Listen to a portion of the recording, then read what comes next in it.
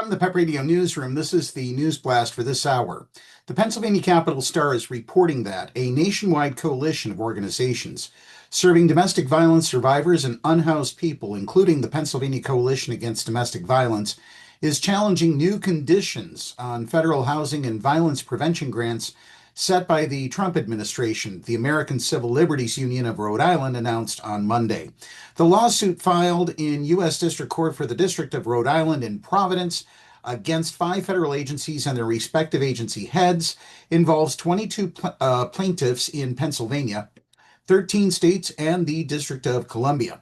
They are seeking to block stricter eligibility requirements revolving around the Trump administration's efforts not to fund programs or organizations that support diversity, equity, and inclusion, or what it dubs gender ideology.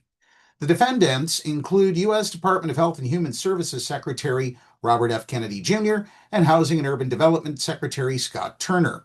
Plaintiffs claim that HHS's recent attempts to limit eligibility based on factors like diversity and gender identity is an unconstitutional maneuver that will imperil the people served by these groups, such as women and children experiencing homelessness. The plaintiffs want the court to vacate the new eligibility requirements. As of Friday, the judge in the case granted a temporary restraining order against HHS to free up funds for relevant programs.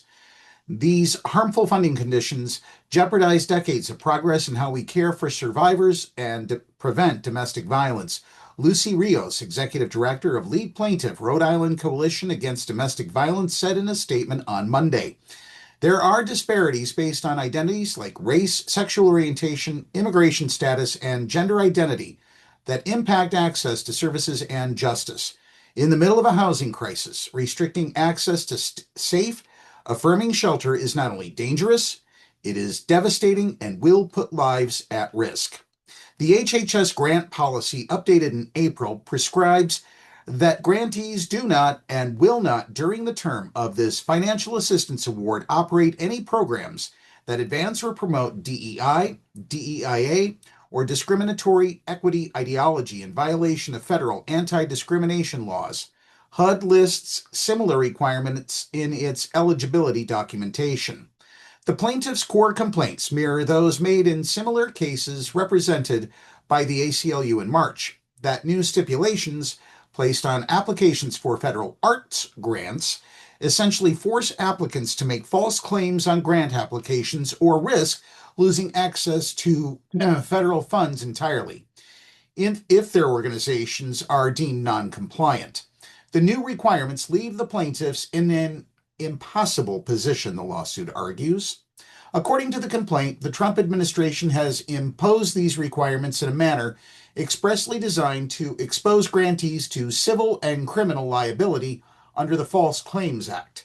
The suit cites a May 19th memo from the U.S. Department of Justice that characterizes the False Claims Act as the Justice Department's primary weapon against government fraud, waste, and abuse. That's the news blast for this hour. Download the Live 365 app to take PEP Radio with you wherever you go. Up next, we have the Meadville area weather forecast here on PEP Radio.